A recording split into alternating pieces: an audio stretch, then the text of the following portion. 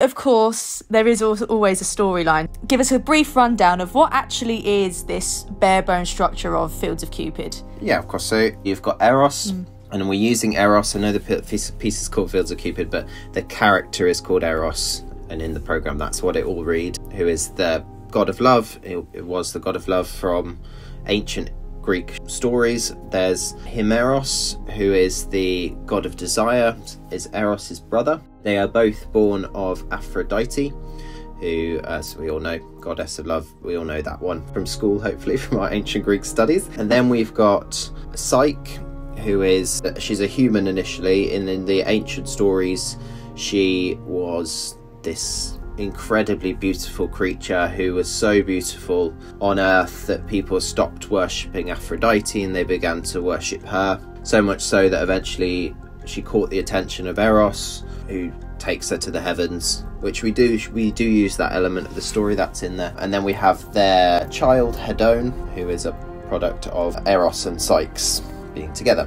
They are main characters because they drive our story. However, the story happens around them. They just kind of drive us along. So we're depicting Eros and Himeros' birth of Aphrodite. That's quite near the beginning. We see them discover their powers and how they can affect and react on the humans. We then see that part of which is an ancient Greek myth, where Psyche meets Eros and Eros falls in love and takes her up to the skies, back to the heavens with him. And then we divert away from stories that were there. So in this tale, his brother is not an evil character. He just has he's the god of desire, so he has a slightly darker take on what the powers are. He was born to be that way, so he's more interested in kind of warping and twisting the humans to his will.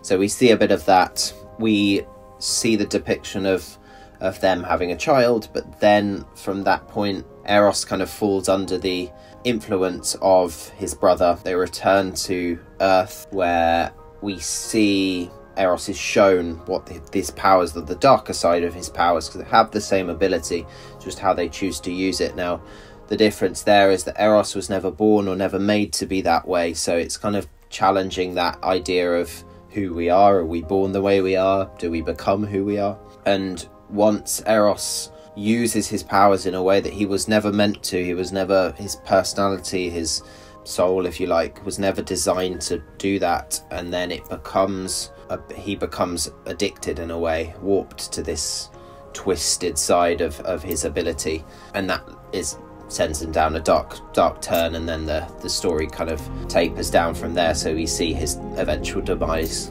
towards the end, following this broken mind. But that's kind of the bare bones. Like I said, I'm really interested in what happens around that story, but that is kind of what the structure we're working on from.